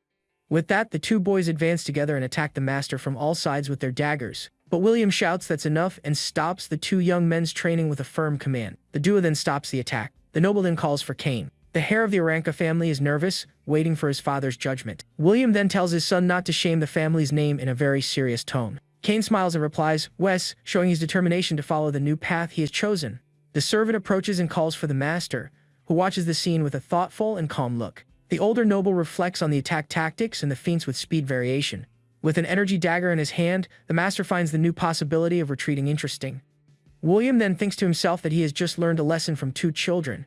Our protagonist says it was a good fight, but that unfortunately, the training is already over. Kane hugs his friend and says he was acknowledged for the first time and will give him a gift. With that, they arrive at the family's library, and the protagonist is shocked by its size. The boy is amazed by the number of books and can't believe what he is seeing. Kane then says that this is his thanks because without him, he wouldn't have found his path. The protagonist is surprised by the unexpected gesture of the noble hare of the Aranca family. The boy is astonished to see that the box contains a rare book and a bag with a lot of money. The noble explains that the books are about magic and will greatly help his studies at the academy. Lewis discovers that all students must undergo a mandatory magical awakening ritual. Curious, the young man asks what this ritual is, and Kane points to one of the books he received. He explains that the ritual is performed at the statue of Gaia and costs 10 gold coins to be done. Our hero despairs because the orphanage needs this money to survive for years. But the noble calms him down and says that at the academy, everything is free for students who pass the exam. With a smile, Kane asks if, with this, the bet they made is finally paid. The boy accepts the deal and thinks he needs to find a way to earn money as quickly as possible. Then he gets the idea to use the knowledge from his past life to invent new things. With that, he asks if the Aranka family has connections with merchant guilds to help him. The protagonist just says that it's a secret and that his friend will find out everything soon. A week later at the Kandria Academy, the entrance ceremony for the new students of the Empire begins. With a confident air, the white-haired boy walks excitedly to his first day of school. Suddenly, he smells something strange and notices someone approaching from behind him in the courtyard. The other student thinks the smell is of an expensive perfume and that the boy is from a rich family. A girl then hugs him and offers to show the newcomer the entire academy. The young man accepts the help and introduces himself as Lewis Carroll to his new classmate. With a smile, the girl says his name is Strange and asks if he is an illegitimate son. She then explains that in the last 2 years, the emperor has grown old and the situation has changed. Because of this, the imperial heirs fight with the nobles and great families at the academy. Rose reveals that although it seems peaceful because of the director, the reality is something else. Behind the scenes, there is a fight for resources, and those who don't earn credits are expelled from the academy. With that, the girl gets closer and touches our protagonist's chin provocatively. She warns him that he is being watched and that he better do his best in classes. The young woman then gets even closer and asks which family his family supports in the dispute. Suddenly, a boy separates them and recognizes Louis as the commoner who broke the exam record. With a smile, the young man extends his hand and introduces himself to our protagonist as Brian. Rose is shocked because she was sure she smelled an expensive perfume coming from the boy. Annoyed, she says it was a waste of time and leaves, leaving the two boys behind. The protagonist then greets Brian back with a confident smile on his face. The blonde-haired boy then tells our hero not to worry about the girl's attitude. Brian explains that the academy is a small version of the Empire and that it can be difficult for commoners. Suddenly, Kane appears running towards them, shouting our protagonist's name. Brian then says goodbye and says he will talk to other students but to call him if needed. The boy then turns and walks away with a very serious expression on his face. Kane approaches and asks what he was talking about with that Brian guy.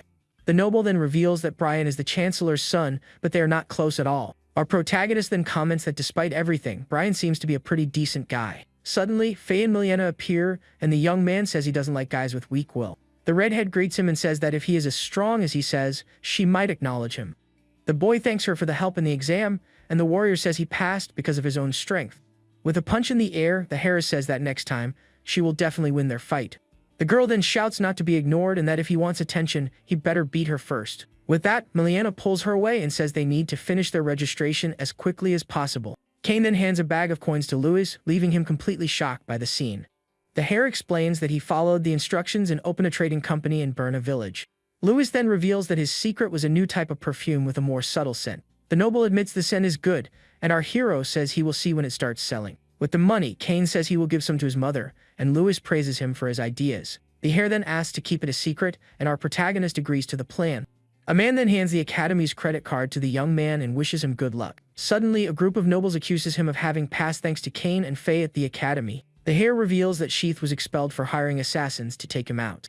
With a serious look, the protagonist thinks that he has finally discovered who is behind everything. Kane warns him that Sheath has an older brother and that it's better for him to stay close for protection. From afar, Sheath's brother glares at the duo with a look of pure hatred and resentment on his face. With a malicious smile, the noble says the fun is just beginning for the two of them. In the academy's great hall, the director welcomes all the new students of that year. Aronian congratulates them for having overcome all difficulties and successfully reaching this point. He then says that this is just the beginning and that he hopes they all become pillars of the Empire. With that, the director announces the speech from the freshman representative, the first place winner, Neil Gunn. To everyone's surprise, the boy gets on stage without clothes and carrying a giant axe. The other students are shocked by the scene and wonder what that kimono is thinking.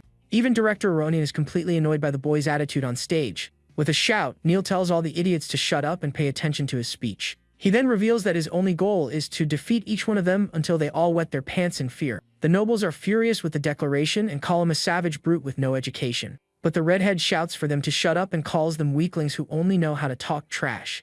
The director is disheartened and says his stomach hurts just thinking about having to teach that boy. Suddenly, Neil points his weapon and says his main target is in the middle of all of them. With that, he throws his giant axe with all his might towards the crowd of students. The weapon hits the floor with a devastating impact, opens a huge crater in the hall's floor. The axe then stops embedded in the floor, right in front of one of the students, to everyone's shock. To no one's surprise, the target of the attack was our protagonist, who watches the scene very seriously. The reed head then shouts Louis Carroll's name and challenges him to a fight right there at the ceremony. With an impressive leap, Neil lands on top of his weapon and faces our hero from above. With a malicious smile, he shouts that the two of them will fight to see who is the true strongest. With a determined look, our protagonist faces the challenge without showing any fear. The reed head then shouts for them to fight to finally decide who is the true strongest. Suddenly, Kane steps in front and shouts for the boy to stop because the ceremony is not over yet. Neil then mocks the hero and asks if he isn't afraid to really fight against him. With that, the blonde noble becomes completely furious with the first place winner's provocation. Annoyed, Kane thinks that everyone is the same and underestimates him just because of his noble appearance. Full of rage, the hare advances with a punch towards the redhead to end the fight for good. But to everyone's surprise, Louis grabs his friend's fist with his hand and stops the attack. With a calm look, the white-haired boy just tells the noble to calm down a bit. The redhead then smiles and says he can fight both of them at once and calls them cowards. Suddenly, Brian appears and tells them to get along because they are the only talented commoners. He then warns that if they continue with this selfish attitude, they won't last long. But the first place winner ignores him and tells him to disappear because he has no interest in fighting the weak. Brian is completely shocked by the boy's audacity while Kane smiles at the situation. The other students are furious and say that commoners have no education or manners. Kane then mocks Brian and says he embarrassed himself by meddling in their fight. With a malicious smile, Neil accepts the challenge and says he will finish Brian first. Suddenly, a teacher appears and reminds him that fights between students are forbidden at the academy. He explains that fights are only allowed in test classes or tournaments with a teacher present.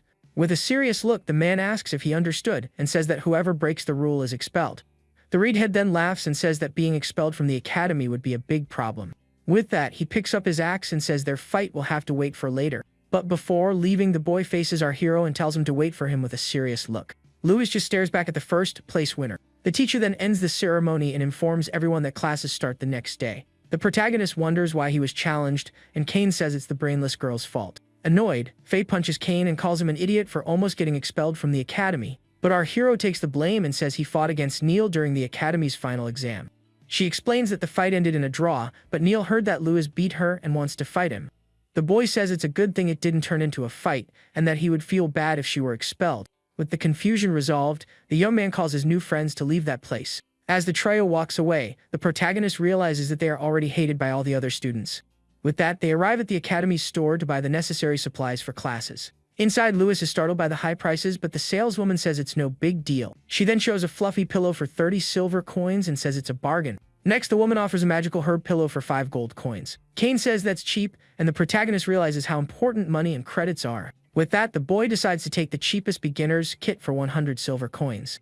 He thinks it's a good thing he earned money with the perfume, and will send the rest to the orphanage. The young man then realizes he needs magic potions for training and more ways to earn money. The girls then say goodbye and mention that the boy's magical awakening ritual is the next day. Watching them leave, the young man realizes he needs to work hard to earn more money. The scene then changes to the student dormitory, which seems to be a very luxurious and large place. With his supplies, the protagonist looks for room 60 and hopes he doesn't have a bad roommate. Suddenly, he hears a commotion and ends up dropping his things on the hallway floor. While picking up his things, the boy hears someone shouting not to mess with them inside. A group of nobles then surrounds a boy and threatens him, telling him to do as they say. But the purple-haired young man just stares at the aggressors with a calm and fearless look. Annoyed, the group's leader prepares to attack the boy and calls him a scoundrel in anger. He then grabs him by the tie and asks if the young man is looking for a fight. Suddenly, our protagonist touches the aggressor's arm with his finger and releases an orange energy. With that, the noble screams in pain as he feels his arm being covered by the mysterious energy. Louis then reminds him that duels are forbidden and asks if he is okay with being expelled. The noble's friends panic and say they haven't done anything wrong yet. But the aggressor accuses the boy of attacking first and that it was self-defense. With his hand full of energy, the noble tries to attack our hero, who dodges with ease. The punch then hits one of the aggressor's friends right in the face, who is right behind him. With the impact, the boy flies away, leaving his companions completely shocked. Louis then turns with a smile and asks when he ever hit anyone there. The noble on the floor asks why he was attacked and says he doesn't understand anything. With a quick kick, our protagonist uses the energy to make the aggressor attack his own friend. The blow hits the other noble right in the stomach, who screams in pain from the unexpected impact. With that, the boy falls to the floor, and the group's leader is left confused about what is happening. The red energy then passes to another noble, who prepares to attack his companions. The boy is completely terrified as he realizes he can no longer control his body. Lewis then uses his technique to make the noble trip and knock down all the other aggressors. With that, they all fall to the ground like a real domino effect of students. One of the nobles who is hit furiously asks why he was attacked, and the other denies everything. Desperate, the aggressor points at our hero and says that it's all the commoner's fault. With a smile, the young man tells them not to blame others just because their bodies feel strange.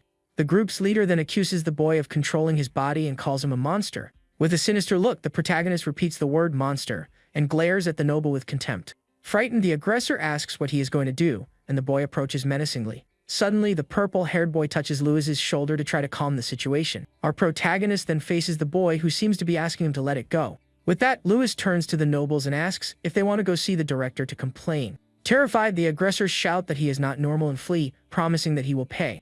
The purple-haired boy then introduces himself as our protagonist's new roommate. Louis just stares at his new roommate, who seems very shy and introverted about the situation. On his pillow, the young man can see the name of his new roommate, Cara Candice. The protagonist then calls for his new roommate, who simply walks away without saying anything.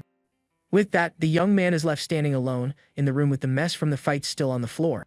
With a smile, he thinks that he was ignored and that his roommate seems to be the type who gets bullied. While tidying up the room, he reflects on the hectic first day and hopes the ritual will be peaceful. The scene then changes to night in a temple where two people are in a very dark place. Two figures observe a magic circle on the floor of the place. The next day, all the students gather in the Academy's grand temple for the magic ritual. Our protagonist then looks at the statue and wonders if that is the goddess of this world. A teacher then introduces the statue as that of the great creator of everything, the goddess Gaia. It is explained that a long time ago, the goddess Gaia created a world where humans and monsters coexisted. But over time, the monsters began to use their natural power to dominate all races. With that, dragons ruled the skies while giants dominated all the land of the world.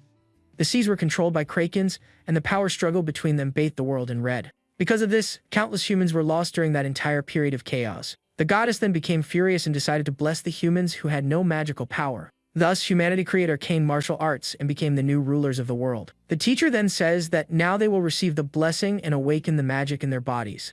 Lewis is frustrated because once again, there was no mention of the legendary first hero. Kara, who is beside him, notices the expression of discontent on his roommate's face. Suddenly, the teacher calls the attention of the two boys, who are surprised by the situation.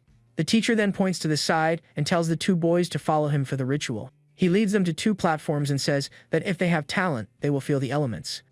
But with a serious look, the man warns that if they don't feel anything, they are complete trash. Our protagonist glares at the teacher with a cold look, unfazed by the threat. The man continues, saying that the academy doesn't need untalented students like them. With that, the teacher announces that the ritual will begin and tells everyone to sit on the floor. The boy then wonders if that teacher hates him for some unknown reason. It is explained that the four elements, earth, fire, wind, and water, are the foundation of that world. The teacher then tells them to sharpen their minds under the goddess's blessing to feel the elements. With a magic circle in his hands, the man begins to pray to the goddess in the sky. He then asks for the goddess to bless all the students present in the temple. Suddenly, a fire energy appears at the ritual site, to the surprise of all the students. Next, a water energy also appears, glowing with a very intense blue light in the air. With that, a beam of light hits the goddess's statue, which begins to shine brightly on the altar. The statue's eyes then glow with a golden and powerful energy for all to see. The entire statue is covered in a golden light and a magic circle appears on the temple floor. Suddenly, one of the nobles who provoked Lewis before is hit by a ray of golden energy. Then an image of the goddess appears in the starry sky with a golden and very bright aura. The other students are amazed by the beauty of the elements floating all around in the air. One of the boys celebrates that fire chose him, while another gets the water element. Suddenly, a huge fire and earth energy explodes around Neil, to everyone's surprise. One of the nobles shouts in shock that the commoner managed to awaken two attributes at once. Another then wonders if the raid head is a genius because he controls magic with great ease. Neil then lets out a malicious laugh and shouts, "This is the power he always dreamed of having." The energy expands throughout the temple, showing the incredible control he has over the elements. With a battle cry, the boy says the elements will have to obey him no matter what. He then turns and faces our protagonist and his roommate, who have not awakened anything yet. The redhead says that someone who doesn't awaken cannot be his rival and tells Lewis not to disappoint him. One of the nobles then notices that no element is gathering around our hero. Meanwhile, the young man is surrounded by a dark aura and wonders why he feels nothing. The boy questions if it doesn't originally belong to that fantasy world. But he remembers feeling a strange power when he fought Cain at the Aranka mansion. Now the protagonist feels his mind being suffocated by something strange and dark. A dark energy surrounds him, and he feels as if he is being pulled into the darkness. With clenched teeth, the young man tells himself that his will is not that weak. Remembering his past life, the boy shouts that he won't be broken so easily again. With that, he releases an explosion of blue energy that pushes the darkness away from his body. The shockwave expands throughout the temple with impressive force and power. A huge beam of golden light then shoots up to the heavens, surprising all the other students. The young man then opens his eyes and is shocked to see that they are filled with colorful lights. The protagonist then wonders if the 4 colorful lights he sees are the elements. The teacher is completely shocked because he used a magic circle to isolate his mind. With a surprised look, the young man reaches out his hand to a sphere of blue energy. But the sphere of light suddenly moves away, leaving the boy a bit confused by the situation. He then wonders why he can feel the elements but can't touch them in the air. With that, the boy tries to grab the spheres, but they keep dodging his hands in the air. Lewis gets very annoyed with the situation and says that it's a real pain to deal with. The teacher then smiles and says he is mistaken if he thinks he will awaken just by escaping. It is then revealed to be a confinement magic circle that blocks the flow between spirit and element. In addition, a magic orb weakens the link between people and the elements they use. With that, the teacher warns that he has enemies determined to crush him at all costs. The man then tells the boy to sit and wait in despair until the end of that magic ritual. The scene then changes to night, and the other students begin to leave the Academy's temple. The nobles mock the two and say that the only one who matters is Neil, the first-place winner of the exam. Our protagonist remains with his eyes closed, with a very serious expression on his face. Beside him, Kara also seems very focused and faces the situation with great seriousness. Suddenly, Kara points to the floor and asks what's wrong with the temple floor. With a slight smile, the purple-haired boy simply reveals that it is a trap. Our hero then understands the situation and is completely furious with that revelation. The young man then gets up and assumes a fighting stance on top of the confinement circle. With a powerful punch, he hits the floor with all his might to break the magic circle. But the boy is completely shocked to see what happens next with the trap. Even with the floor broken, the confinement circle remains intact and glowing on the ground. Kara then shouts for him to hurry and points to the item that is causing all of this. With a smile, our protagonist thanks his new roommate for his help in the ritual. The young man then wonders why something like this would be there, and if it was just a coincidence. But with a serious look, he realizes that it was definitely not a simple accident. From a distance, the teacher observes the scene and seems very annoyed with what just happened. Without caring about the teacher, the boy says that now the real part of the ritual will begin. With that, a blue aura surrounds him, and he concentrates to finally awaken his magical power. Suddenly, all the elements begin to fly at high speed towards our hero. With that, the lights create a vortex of energy around him with impressive power. The other students are shocked and say that the vortex is just like the first-place winners. At the center of it all, our protagonist is surrounded by a very powerful elemental energy. The teacher is furious and wonders how the boy managed to awaken even with the trap. Suddenly, a hand touches his shoulder and stops from doing anything else foolish. The man then calls him director, who tells the teacher to calm down and not do anything else. Frightened, the teacher bows in respect and agrees to stop his evil plan for good. The other students wonder why the director is there, and if there is a secret between him and Lewis. Furious, the teacher thinks that his plan was almost exposed and that the director appeared at the worst possible time. The scene then shifts to the teacher walking alone down a very empty hallway. He then approaches a man who is sitting calmly by a fountain in the courtyard. The teacher says his plan failed, and the other man tells him to stay out of trouble. With a look of contempt, he says our protagonist was lucky to have escaped the trap. Meanwhile, the director tells Kylie to keep an eye on Sid's movements for now. With a serious look, the Grandmaster says he has already removed all obstacles from his path. Aronian then says that now everything depends on the boy and watches him from a distance with attention. With that, our protagonist is surrounded by a very colorful and powerful elemental aura. Floating in the air, the young man thinks he finally understands what Kane was talking about regarding the elements. The scene then goes back to the library where Kane explains that the elements are the basis of everything. The boy then wonders why monsters use magic from birth and humans don't. As he reflects on this, his noble friend remains by his side, waiting patiently. Then the hair reveals that inside monsters, there are magic crystals that give them power. These crystals contain various elemental powers, which is why monsters have a high affinity for them. Because of this, the creatures can use magic through their magic crystals from birth. Humans, on the other hand, need to go through an awakening ritual and be recognized by the elements. During the ritual, elements with good compatibility approach the person for the awakening. With this, the young man wonders if magic crystals are the elements themselves. But the noble denies it and says that actually, everything in that world is made of natural elements. Back in the present, a sphere of water floats near him, and the boy wonders if he has an affinity. The boy then touches the water sphere, and a strange vision begins to take over his mind. Suddenly, he sees two beautiful mermaids swimming in a blue ocean full of magical energy. But the vision changes, and a giant monster with tentacles and red eyes emerges from the depths. With that, the young man is startled by the vision and realizes something is very wrong with the ritual. He then screams in pain as a sinister red energy consumes his entire body. The power is so great that he kneels and is surrounded by a vortex of fire and blue energy. With all this confusion, the essence of the world finally begins to manifest. By the goddess's will, a symbol with the 4 colors of the elements appears. When the director sees that, he realizes that this is very bad and prepares to intervene. Our protagonist then screams in pain as the blue energy takes over his entire body. With that, the Grandmaster uses the goddess's barrier to try to contain the boy's energy. Then an image of the goddess appears, and the director uses a seal to contain the boy's power. The seal manifests as two magic circles, one of water and one of earth, for the ritual. The energy then concentrates into a small creature that suddenly appears in the middle of the temple. Our protagonist then screams in pain from the pressure. The others wonder why the director sealed the boy and what that wave of power was. The director then shouts for Lewis to calm down and not be influenced by what is happening. With that, the boy's hair turns black, and his eyes glow with a very intense blue energy. With a determined look, he finally manages to control the power, and the ritual stabilizes. With his hair now black, the protagonist finally calms down, surrounded by a serene blue aura. The boy wipes his sweat and says he almost lost his mind with all the confusion of the ritual. Looking at the elements, he realizes they are very similar to elementary particles. With this, he thinks that if the elements are like particles, he can manipulate their frequency. Focusing on the energy sphere, he begins to change the movement of the lights within it with his power. Suddenly, the particles multiply inside the orb, glowing with a new intensity. Then a large explosion of light occurs, with the four colors of the elements spreading everywhere. With that, the four basic elements, earth, water, fire, and wind, appear in front of our hero, and an immense wave of power is released by the young boy. The Grandmaster is completely shocked and speechless at the scene he is witnessing in the temple. The elemental energy continues to expand throughout the place with impressive force. The other students wonder what he did and say his aura is stronger than Neil's. The director then gives a smile and says that, as expected, the boy exceeded his expectations. Lewis thinks that if magic is like particles, humans can use it just like monsters do. With that, the four elemental energies begin to flow. He then harmonizes the movement of the elements with the flow of Qi and his body's breathing. The young man thinks he can create a magic crystal in his body and use magic like the Qigong technique. With his eyes closed, he concentrates, and the elemental lights enter his head all at once. Suddenly, a snowflake symbol appears in his eye. With that, huge ice crystals appear around him. With this, a teacher in the training room feels the cold energy and wonders what happened.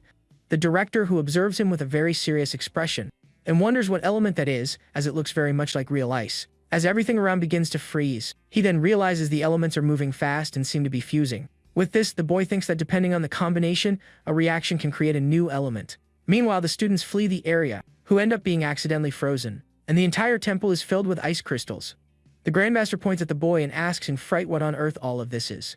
The traitor's teacher begins to pray to the goddess and asks for a special blessing for himself. He then asks for the power of flame to protect the academy from all the boy's ice. With that, the man creates a huge barrier of flames to mud our protagonist's ice. The fire barrier surrounds the entire temple and begins to melt the ice crystals quickly.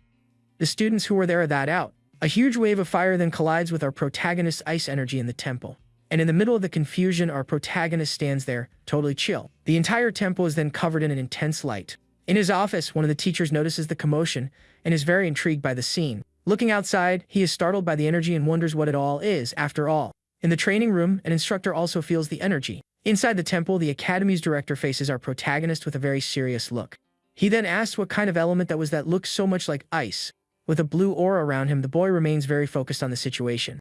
He looks at the elements and notices that they are moving fast and fusing. With this, the young man thinks that by combining the elements, he can create a new elemental reaction. He then feels the energy of wind and water filling his body and doesn't know what to do. He decides he needs to talk to someone about what happened. Suddenly, he looks up and is surprised to see the director right in front of him. With that, the director points at the young man and asks what that strange energy is. While releasing his own aura, with a golden emblem in hand, the Grandmaster faces the situation with a very serious look. Aronian then asks angrily if the boy has any idea what he just did in that place. Our protagonist looks at the students and seems a little confused. With an awkward smile, he admits he messed everything up and thanks the director for saving him. The director turns to the boy and says he will return to his office, leaving the cleanup to him. He then calls the young man to come along, as he knows the boy has many questions to ask.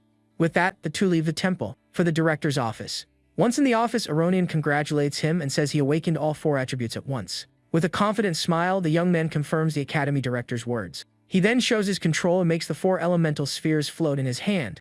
Aronian is shocked and says his talent is real because he already controls the elements smoothly. With that, the Grandmaster hands him a book and says it will help him study magic. He then tells Lewis to ask Faye and Miliana for help, as they know the other elements. Suddenly, the director calls for a certain Kylie and tells her to enter his meeting room.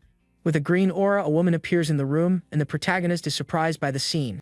The Grandmaster then introduces her as his trusted assistant to our protagonist. Aronian then reveals that from now on, the woman will be responsible for protecting the boy. With a serious look, Kylie tells him to go somewhere else, and the young man is very confused. Arriving in a training room, the director says he has reinforced the walls with his earth magic. The assistant then asks the boy to show her his new higher class element. With this, Lewis explains that he discovered it by chance during the magical awakening ritual. He then reveals that by accelerating and mixing two elements, a new one is born with the power. With an intense glow, the boy says he has named his new ability the ice element. The director is surprised, as he has never heard of anyone who could mix the elements. Kylie is also impressed and says that element is indeed very cold, just as he said. Suddenly, the assistant gives a very sinister smile and prepares for what's next. With a leap, she charges at the boy and says she wants to feel his power. The woman then attacks Lewis, who defends himself with his new ice power and faces her back. With an ice punch, our hero attacks, but the assistant manages to block the blow with her arm. The boy continues the attack with a very determined look on his face. The force of the attack throws her back, and she is completely shocked by his power. The woman then realizes she is slowed down and wonders if that is the power of ice. Without wasting time, the assistant advances with a powerful kick towards our protagonist. The director reveals that fusing elements is something that has never been done before in the history of magic. He continues, explaining that since the dawn of magic, people have studied its power relentlessly. Several geniuses dedicated their lives to magic, but none of them managed to fuse the elements. It is explained that most people only control one attribute, and very few can manage several. Even the genius Lady Miriam from the eastern region only managed to control 3 elements at once. The woman then tried to fuse 2 attributes, but ended up failing quite disastrously. The Grandmaster reveals that her mind and body simply couldn't withstand the power. With this, our protagonist asks if normal humans can't handle the fusion of attributes. The director explains that it takes immense power to guide and release the elements from the body. If someone tried to guide several elements at once, they would collide inside the person's body. With that, the elements would clash, and the person would surely meet their end. The assistant then stares at the boy with a serious look and thinks about the implications of that power. She then realizes that the boy's potential could rival even that of a saint. With a fire aura around her, Kylie prepares to continue the training with the boy. With her eyes and hair on fire, she shouts that she wants to fight our protagonist once more. She then advances with a fire punch, but the young man blocks the attack with his ice arm. The director explains that the Saint Miriam once formulated a hypothesis about using multiple attributes. To withstand the collision of elements, one would need a dragon's body or to use crystals. This would allow them to use magic in the same way that monsters do from birth. Our protagonist then asks curiously what the results of that ancient research were. With a tired look, Aronian reveals that all of the Empire's experiments failed miserably. He adds that he never imagined someone could break that taboo of magic. Lewis explains that by circulating the elements through separate paths, he avoided a collision between them. Annoyed, Kylie kicks him and shouts for him not to get cocky and asks if he understands what this means. With a calm look, our protagonist replies that he understands the situation perfectly. As he remembers the past, he realizes that this could become a major source of trouble. The assistant warns him that if his secret gets out, there's no telling what might happen to him. She says the director ordered her to protect him, but she doesn't like trouble and tells him not to overdo it. The boy says he will say he awakened water and that the ice is just an application of it. The director is intrigued by the idea and asks what he means by magical application. The young man says his willpower is stronger and asks Kylie to attack him one more time. With a fire punch, the assistant charges at him to test his theory. With a smile, the boy creates a water barrier to defend against her fire attack. He explains that when water is subjected to intense pressure, it changes its state. With the ice barrier, the assistant's blow is blocked. The woman with glasses is completely shocked and can't believe what she just saw. Director Aronian is also impressed with what the young man just did in the room. Our protagonist then reveals his new ability called Superionic Ice Form. Confused, Aronian says that isn't magic and that he has never seen anything like it before in his life. Kylie asks how he turned water into an ice that radiates heat and doesn't melt with fire. The boy explains that he just used his knowledge of how liquids change under pressure. The director offers to help teach the boy and promises to give him credits for his discoveries. The assistant asks if the director will really protect him, as his magic isn't in the books. Aronian says he won't deny possibilities, as much magic was discovered by coincidence. The woman then accepts the decision and says the young man seems to be a very difficult student. Even so, with a fire aura around her, she affirms that she will protect him properly. She then creates a large sphere of fire while the director and the boy just watch everything. The director tells him to leave and gives him a mental recovery potion for his classes. Lewis holds the potion and is surprised to learn that there are magic items for the mind. Back in his room, he feels energized and decides to meditate until the next morning. But upon opening the door, our protagonist is in for a surprise and finds someone inside. A purple-haired person named Kara is sitting and asks why he is awake. The young man then approaches and asks if that person was waiting for him the whole time. Lewis thanks him for saving him earlier and asks how he noticed the rare artifact. With a serious look, the purple-haired boy just stares at him without saying a word. He then hands him a card from the Gandish Trading Company, and the young man understands everything. Our protagonist asks if Kara wasn't afraid of getting into trouble by helping him. The purple-haired boy just says thanks and then turns to leave the room in silence. The white-haired young man realizes that was a thank you and that he might need help. The next day at the academy, the students gather in the training hall for class. A muscular man introduces himself as Derek, the academy's physical training instructor. With a smile, he promises that with his help, everyone there will achieve perfect bodies. The students find him very strange, and one of them asks Lewis what he thought of the teacher. Our protagonist says the teacher is not wrong, as body and mind are the foundation of everything. With a surprised look, the instructor notices the young man's comment and becomes very interested. Suddenly, he moves at an incredible speed and appears in front of the two boys. The instructor approaches our protagonist and compliments him, leaving his friend shocked. He then grabs him and says his body is a work of art created by the goddess, and the young man is startled. The teacher shouts that he loves students who train hard, leaving the white-haired boy embarrassed. Derek compares him to the sons of rich families, and Lewis's friend gets very annoyed by the comment. The instructor ignores the question and thinks that the quality of the great families has declined greatly. He then says that before starting the class, the upperclassmen will demonstrate the equipment. One of the upperclassmen then comments that this year's freshmen don't seem very reliable. An upperclassman then arrives and says they even lost to commoners, not just the great families. With a look of contempt, he states that he will show the difference between apprentices and real fighters. Lewis's friend then comments that this is the academy's tradition to intimidate the freshmen. Instructor Derek tells them to stop talking and start the equipment demonstration. With a confident smile, one of the upperclassmen offers to be the first to show his skills. He approaches a machine and explains that this equipment is for training arms and chest. The boy reveals that the special thing about the machine is that the weights are enchanted with earth magic. With that, he starts training and reveals that each of the weights totals 1 ton. The freshmen are shocked to see the upperclassmen lifting 1 ton so easily. On another piece of equipment, a girl spins at an incredible speed without losing her balance for a second. Meanwhile, another upperclassman runs on a treadmill with 250 kilograms on each leg. Instructor Derek then says that now it's the freshmen's turn and asks them to be careful. One of the freshmen tries to use the weight machine, but he can't move it even an inch. Soon after, several students collapse on the floor, completely exhausted after trying to train. Another boy is thrown far away when he tries to run on the super heavy training treadmill. The upperclassmen then mock the freshmen and ask if they were coddled too much by their mothers. Suddenly, one of the upperclassmen gets scared and shouts that there is a monster among the freshmen.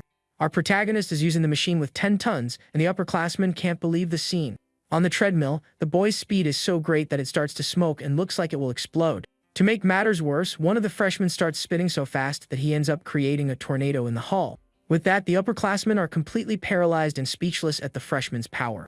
The instructor wonders if they used drugs, but there's no reaction, and another freshman stands out. Suddenly, a red-haired boy lets out a shout in the hall.